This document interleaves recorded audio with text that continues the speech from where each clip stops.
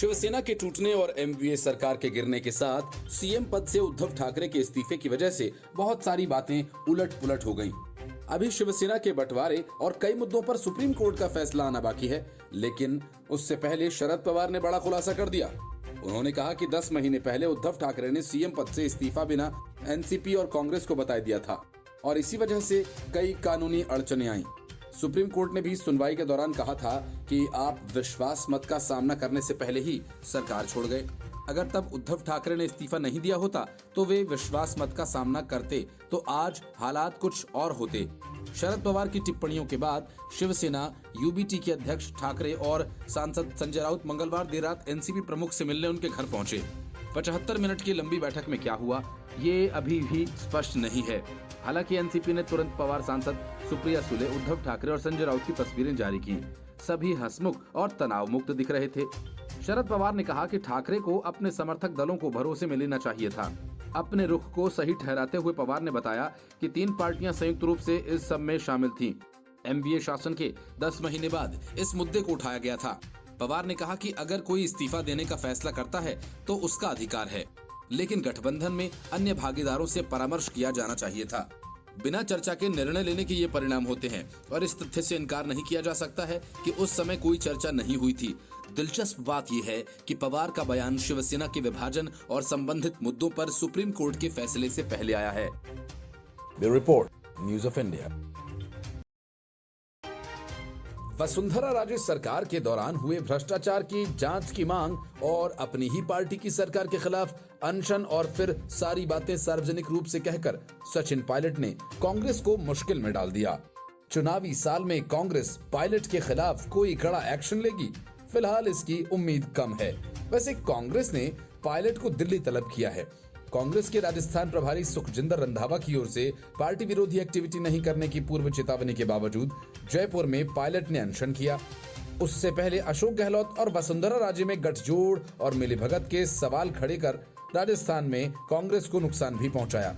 और इतना ही नहीं, कांग्रेस हाईकमान को दिए गए अपने सुझावों में भी वसुंधरा राजे सरकार के घोटालों की जांच करवाने का पॉइंट मीडिया के जरिए सार्वजनिक करते हुए पायलट ने यह कहा कि हाईकमान को सुझाव देने के बाद भी कार्रवाई नहीं हुई।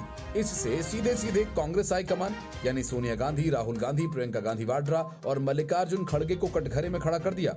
वसुंधरा सरकार के वक्त के कथित भ्रष्टाचार और घोटालों की जांच नहीं होने, सीएम को 2 बार लेटर लिखने, कांग्रेस के आंतरिक मामले, वार्ता और पत्राचार को मीडिया के जरिए सार्वजनिक करने पर भी हाईकमान खफा है। प्रदेश में विधानसभा चुनाव सिर पर हैं। चुनाव से 7 महीने पहले कांग्रेस के पूर्व प्रदेश अध्यक्ष, पूर्व डिप्टी सीएम और मौजूदा विधायक सचिन पायलट ने अपनी ही सरकार के खिलाफ अनशन कर उसे कटघरे में खड़ा कर दिया। वसुंधरा राजे सरकार के कार्यकाल में हुए घोटालों की जांच के बहाने ही कांग्रेस सरकार के खिलाफ माहौल बना दिया। इसके पहले समझाने की कोशिशें और चेतावनी को भी पायलट ने गंभीरता से नहीं लिया। अब पायलट को जब दिल्ली तलब किया गया है तो वह कांग्रेस हाईकमान के सामने अपनी बात रखेंगे। दिल्ली में पायलट प्रियंका गांधी वाड्रा के जरिए सोनिया गांधी और राजस्थान कांग्रेस के प्रभारी सुखजिंदर सिंह रंधावा से मुलाकात कर सकते हैं और इसके बाद ही कोई फैसला होगा। सूत्र बताते हैं कि कांग्रेस अगर पायलट के खिलाफ कोई कार्रवाई करती है तो वह बीजेपी या आम आदमी पार्टी ज्वाइन कर सकते हैं। कांग्रेस आलाकमान को यह बात भी अच्छे से पता है कि पायलट के जाने से पार्टी को बहुत बड़ा नुकसान हो सकता है और इसलिए अब तक एक्शन लेने से वो कतरा रहे हैं। पायलट भी इस बात को अच्छे से समझते हैं कि कांग्रेस के दिन इन दिनों अच्छे नहीं चल रहे हैं। बहुत से नेता कांग्रेस छोड़कर बीजेपी या अन्य पार्टियों में जा चुके हैं। ऐसे में विधानसभा चुनाव से पहले नेतृत्व पर प्रेशर बनाने का यह अच्छा मौका है। पायलट खुद कांग्रेस पार्टी नहीं छोड़ना चाहते हैं। अगर पार्टी उन पर एक्शन लेती है तो सचिन पायलट को पब्लिक सिंपैथी मिलेगी। जुलाई 2020 में सचिन पायलट और उनके खेमे के 19 कांग्रेस विधायकों के समूह ने अशोक गहलोत के खिलाफ खुले तौर पर विद्रोह कर दिया था। बगावत के कारण राजस्थान में गहलोत की सरकार गिरने की कगार पर आ गई थी। तब सचिन पायलट ने राज्य में नेतृत्व परिवर्तन की मांग की थी। पायलट के इसी विद्रोह के चलते राजस्थान में 2 महीने से ज्यादा वक्त तक राजनीतिक संकट रहा। तब सचिन पायलट को उप मुख्यमंत्री का पद और उनके खेमे के मंत्रियों को भी पद गंवाने पड़े थे। बाद में हाईकमान ने सुलह करवाई। सचिन पायलट की ओर से उठाए गए मुद्दों पर गौर करने के बाद पार्टी आलाकमान ने इस मामले में मीडिएटर की भूमिका निभाई। आलाकमान से सचिन पायलट को कुछ आश्वासन मिलने पर विरोध समाप्त हो गया, लेकिन सचिन पायलट और अशोक गहलोत में एक दूसरे पर तंज कसने का दौर बराबर आज तक जारी है। The report, News of India. PM Modi के हरी झंडी दिखाते ही Ajmer to Delhi Cantt Vande Bharat Express सरपट दौड़ने लगी, लेकिन उसके साथ ही राजस्थान की सियासत भी उसी स्पीड में चल निकली। पीएम मोदी ने अशोक गहलोत और राहुल गांधी की मुश्किलें तो बढ़ा ही दी, लेकिन इस मौके पर उन्होंने लालू यादव को भी जमकर लपेटा। उन्होंने कहा, हमारे देश का दुर्भाग्य रहा कि रेलवे जैसा महत्वपूर्ण काम जो सामान्य मानविकी का हिस्सा है, उसे भी राजनीतिक अखाड़ा बना दिया। पीएम ने कहा कि आजादी के बाद भी भारत को एक बड़ा रेलवे नेटवर्क मिला था, लेकिन इसके आधुनिकीकरण पर राजनीतिक स्वार्थ हावी रहा। राजनीतिक स्वार्थ को देखकर तब ये तय किया जाता था कि कौन रेल मंत्री बनेगा, कौन नहीं बनेगा। राजनीतिक स्वार्थ ही ये तय करता था कि कौन सी ट्रेन किस स्टेशन पर रुकेगी। राजनीतिक स्वार्थ में ही बजट में ऐसी ट्रेन की घोषणा करवाई गई जो कभी चली ही नहीं। हालात ये थे कि रेलवे की भर्तियों में राजनीति होती थी, बड़े पैमाने पर भ्रष्टाचार होता था, गरीब लोगों की जमीन छीनकर उन्हें रेलवे में नौकरी का झांसा दिया गया। देश में मौजूद हजारों मानव रहित क्रॉसिंग्स को भी अपने ही हाल पर छोड़ दिया गया। रेलवे की स्वच्छता, रेलवे की सुरक्षा, रेलवे प्लेटफॉर्म की सुरक्षा सब कुछ नजरअंदाज कर दी गई। पीएम मोदी ने अशोक गहलोत को मेरे मित्र कहकर संबोधित किया। इसके बाद प्रधानमंत्री ने कहा कि अशोक गहलोत जी, एक मित्र के नाते मुझ पर इतना भरोसा करते हैं। आपका यही भरोसा और विश्वास मेरी मित्रता की अच्छी ताकत है। एक मित्र के नाते आप जो भरोसा रखते हैं, ये अच्छी बात है। इस दौरान पीएम मोदी ने चुटकी लेते हुए कहा कि कहना चाहता हूं कि आपके तो दोनों हाथों में लड्डू है। आपके रेल मंत्री अश्विनी वैष्णव राजस्थान के हैं और रेलवे बोर्ड के चेयरमैन भी राजस्थान के ही हैं। The report, News of India. Adani group ने पिछले 4 साल के आनापाई का हिसाब सार्वजनिक कर फाइनेंशियल टाइम्स और हिंडनबर्ग की साजिशों की पोल खोलकर रख दी। अडानी समूह के इस कदम से राहुल गांधी और कांग्रेस को बड़ा झटका लगा है। वजह ये कि राहुल गांधी यही नैरेटिव सेट करने में लग गए कि अडानी ग्रुप में लगा 20,000 करोड़ रुपया किसका है। वे इस कोशिश में थे कि जैसे तैसे इससे पीएम मोदी का नाम जोड़कर उन्हें बदनाम किया जाए, लेकिन ऐन मौके पर अडानी ग्रुप ने अपने 4 सालों का हिसाब सामने रखकर कांग्रेस की कोशिशों को नाकाम कर दिया। इस बात से तिलमिलाई कांग्रेस अब एलआईसी के पीछे पड़ गई है। वजह ये कि उसने इस दौर में भी अडानी ग्रुप में अपना शेयर बढ़ा दिया। कांग्रेस महासचिव जयराम रमेश ने आरोप लगाया कि अडानी के शेयर खरीदने के लिए एलआईसी को बाध्य किया जा रहा है। इसके साथ ही उन्होंने एक बार फिर से अडानी पर लगाए गए आरोपों की जेपीसी जांच की मांग की। जयराम रमेश ने ट्वीट के जरिए कहा कि अडानी एंटरप्राइजेस के स्टॉक वैल्यू तेजी से गिरने के बावजूद एलआईसी ने उसके लाखों शेयर्स खरीदे। ये खुलासा प्रधानमंत्री से जुड़े अडानी महाघोटाले में जेपीसी जांच की मांग को और मजबूत करता है। उन्होंने कहा कि इससे बिल्कुल स्पष्ट है कि एलआईसी को प्रधानमंत्री के प्रिय व्यापारिक समूह को डूबने से बचाने के लिए अपने पॉलिसी धारकों के धन का उपयोग करने के लिए मजबूर किया जा रहा है। कांग्रेस महासचिव ने लिखा कि 24 जनवरी 2023 को अडानी ग्रुप को लेकर हिंडनबर्ग की रिपोर्ट में उठाए गए सवालों के बाद से हर दिन नए खुलासे हो रहे हैं। उन्होंने बताया कि जून 2021 में अडानी एंटरप्राइजेस में एलआईसी की हिस्सेदारी महज 1.32% थी और 18 महीनों में दिसंबर 2022 के अंत तक ये बढ़कर 4.32% हो गई। एलआईसी ने हाल ही में अडानी की 4 कंपनीज में अपनी हिस्सेदारी को और बढ़ाया है। इसके बाद अडानी एंटरप्राइजेस में बीमा कंपनी की हिस्सेदारी 4.26% हो गई है। एलआईसी ने जनवरी-मार्च 2023 तिमाही के दौरान ग्रुप की इस फ्लैगशिप कंपनी में 3.75 लाख शेयर खरीदे हैं। The report, News of India. जमानत के लिए एड़ी चोटी का जोर लगा रहे मनीष सिसोदिया को कोर्ट ने जमानत देने से इनकार कर दिया। अब कोर्ट इस मामले की सुनवाई 18 अप्रैल को करेगी। ईडी ने कोर्ट में कहा कि षड्यंत्र रचने वाले, पॉलिसी बनाने और उसे लागू कराने में मनीष सिसोदिया की अहम भूमिका रही है। जांच एजेंसी ने कहा कि वो जीओएम के मुखिया थे और उनको न सिर्फ कैबिनेट के बारे में सारी जानकारी थी, बल्कि पॉलिसी के बदलाव में भी वे मुख्य भूमिका में थे। ईडी ने कहा कि पॉलिसी में फायदा पहुंचाने के बदले घूस ली गई।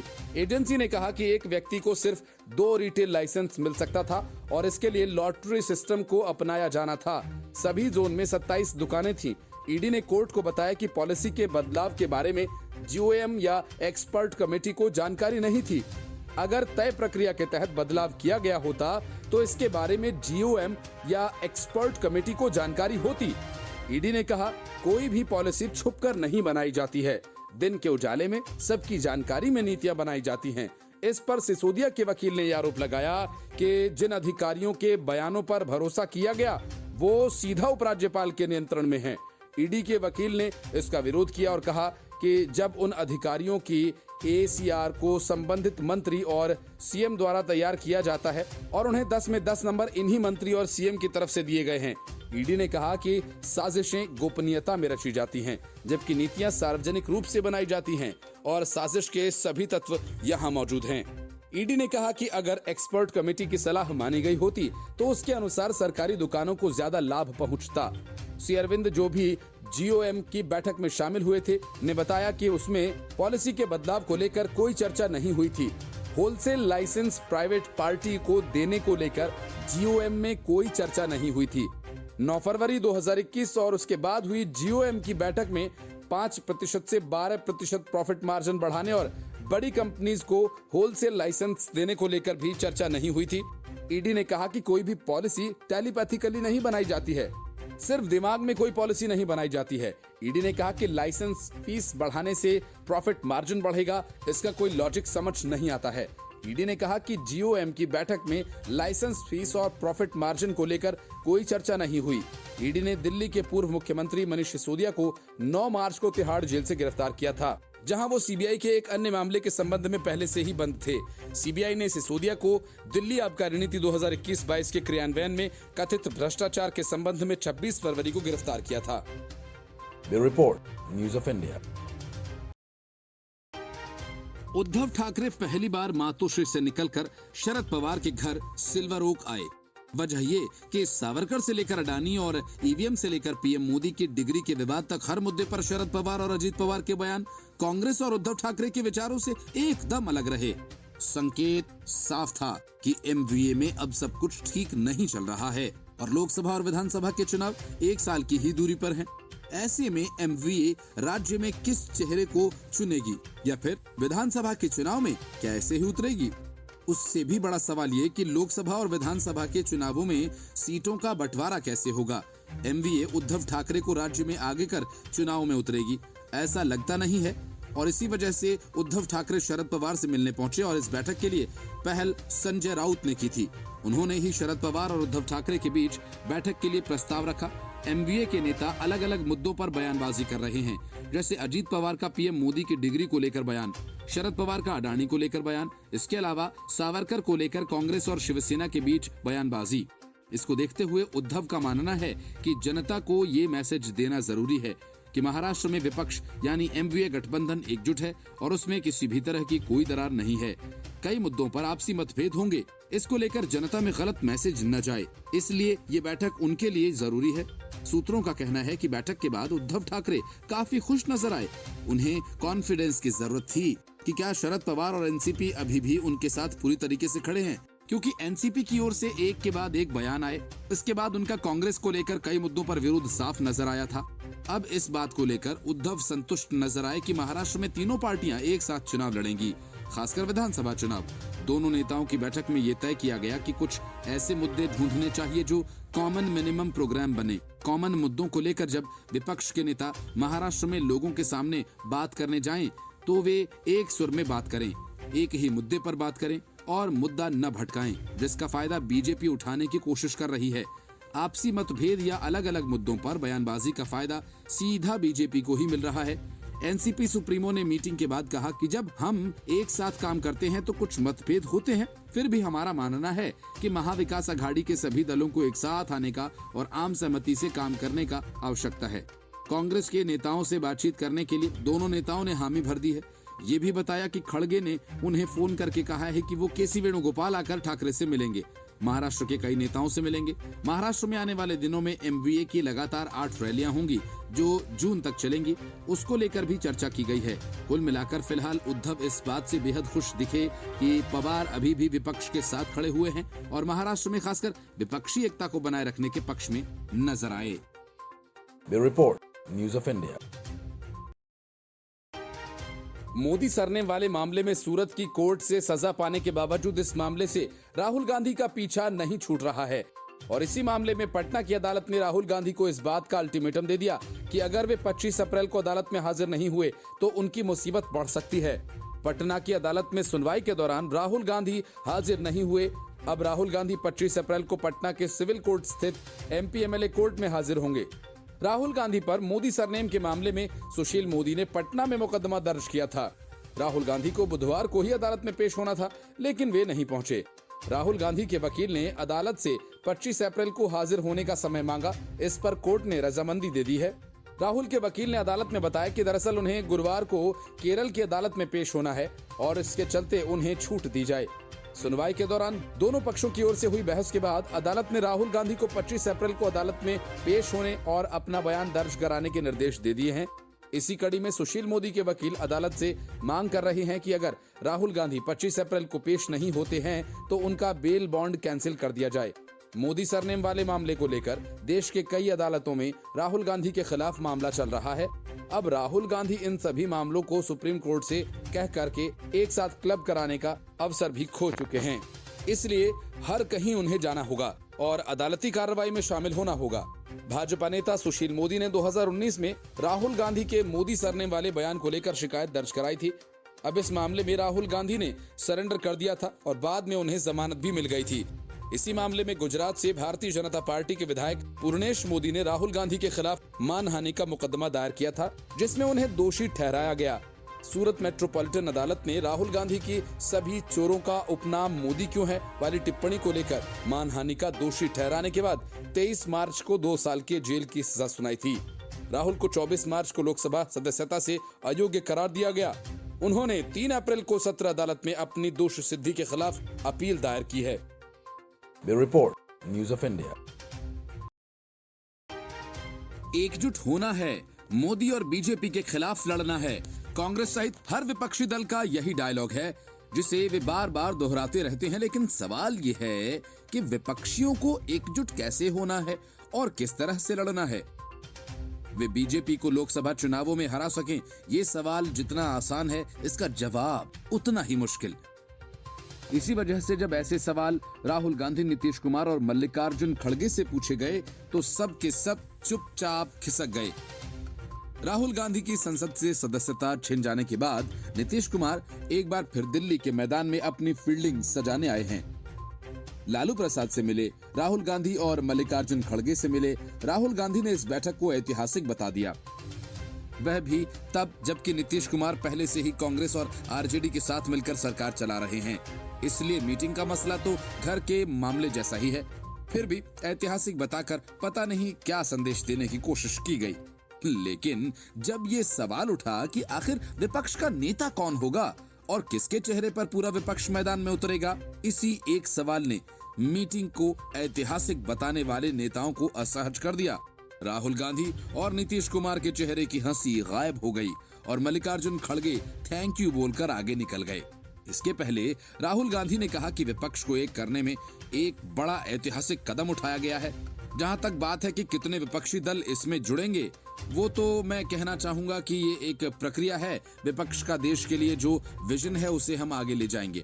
जितनी भी पार्टियां हमारे साथ चलेंगी उसे लेकर आगे बढ़ेंगे। उन्होंने कहा कि जो देश में विचारधारा की लड़ाई चल रही है उसको लड़ेंगे। जो संस्थानों पर आक्रमण हो रहे हैं, जो देश पर आक्रमण हो रहा है, उसके खिलाफ हम सब एक साथ मिलकर खड़े होंगे। बिहार के सीएम नीतीश कुमार ने दावा किया कि विपक्षी एकता मिशन में बहुत से दल एकत्र होंगे। जिन्होंने कहा है कि हम लोगों ने काफी देर चर्चा की, अधिक से अधिक पार्टियों को पूरे देश में एकजुट करने का प्रयास करेंगे, उसके लिए कोशिश करेंगे। सब लोग सहमत होंगे तो सब लोग बैठेंगे, एक साथ मिलकर चलेंगे। अंतिम तौर पर बात हो गई है। कांग्रेस अध्यक्ष खड़गे ने कहा कि हमने तय किया है कि एकजुट होकर लड़ेंगे। उन्होंने कहा कि हमने ऐतिहासिक बैठक की और बहुत सी चीजें हमने चर्चा की। हम सभी ने मिलकर तय किया कि सभी पार्टियों को एकजुट करना और एक होकर आगे जो चुनाव आएंगे उस चुनाव में एकजुट होकर लड़कर दिखाना होगा, ये निर्णय हुआ है। Bureau report, news of India. Punjab की जली कांग्रेस राजस्थान में फूंक फूंक कर कदम बढ़ा रही है। प्रदेश के प्रभारी सुखजिंदर रंधावा ने इसलिए कहा कि राजस्थान को पंजाब नहीं बनने देंगे कि पायलट की नाफरमानी की पूरी रिपोर्ट रंधावा ने मल्लिकार्जुन खड़गे को सौंपी। रंधावा ने साफ कहा कि पायलट पर कार्रवाई होगी, राजस्थान को पंजाब नहीं होने दूंगा। सचिन पायलट द्वारा उठाए गए मुद्दे सही हैं, पर उनका तरीका गलत है। मुझे बताना चाहिए था, मैं राजस्थान का प्रभारी हूं। सचिन पायलट पर कार्रवाई होगी, पूरे मामले का अध्ययन कर रहे हैं, इस पर कार्रवाई होगी। इस बीच पायलट भी दिल्ली पहुंचे हैं। सूत्रों का कहना है कि फिलहाल पार्टी नेतृत्व के साथ उनकी मुलाकात का कोई कार्यक्रम तय नहीं है।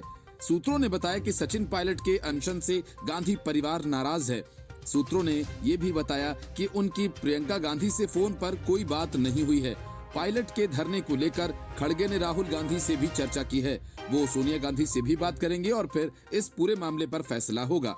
पायलट के भ्रष्टाचार को लेकर कार्रवाई नहीं करने के आरोप पर मुख्यमंत्री अशोक गहलोत ने कहा कि राजस्थान में एंटी करप्शन विभाग ने जितने छापे किए उतने तो पूरे देश में नहीं हुए। कितने आईपीएस और आईएएस पर भ्रष्टाचार को लेकर रेड की गई। गहलोत ने आगे कहा कि हमारा लक्ष्य महंगाई कम करना है और इसके अलावा हमारा और किसी चीज पर ध्यान नहीं जाता और न जाएगा।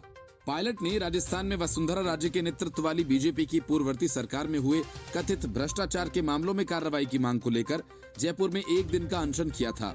उन्होंने इस दौरान कहा था कि हम पिछले चुनाव में जनता से वादा करके आए थे कि भ्रष्टाचार को लेकर कार्रवाई करेंगे, लेकिन कुछ नहीं हुआ। इस पर मैंने मुख्यमंत्री अशोक गहलोत को 2 बार लेटर लिखा, लेकिन उन्होंने कोई जवाब नहीं दिया, न ही कोई कार्रवाई की। प्रधानमंत्री नरेंद्र मोदी ने इन सब के बीच राजस्थान में कांग्रेस संकट को लेकर चुटकी ली। उन्होंने कहा कि गहलोत जी का मैं विशेष रूप से आभार व्यक्त करता हूं। इन दिनों वे राजनीतिक आपाधापी में हैं। वह अनेक संकटों से गुजर रहे हैं। बावजूद इसके वह विकास के काम के लिए समय निकाल कर आए, रेलवे के कार्यक्रम में हिस्सा लिया। मैं उनका स्वागत भी करता हूं। इसके पहले रंधावा ने कहा कि उन्होंने पायलट से निजी तौर पर बात कर कहा था कि वो अनशन न करें, वो अपनी बात पार्टी मंच पर रखें, लेकिन वे नहीं माने। उन्होंने पायलट के अनशन को पार्टी विरोधी कार्रवाई बताया और इस पर पायलट ने जवाब देते हुए कहा था कि उन्हें कुछ ही दिन पहले पद मिला है और उनसे पहले जो यहाँ था उसे बताया गया था, लेकिन कुछ हुआ नहीं। उन्होंने आगे कहा था कि पार्टी से जुड़ी बात होती तो वे जरूर संगठन में अपनी बात रखते।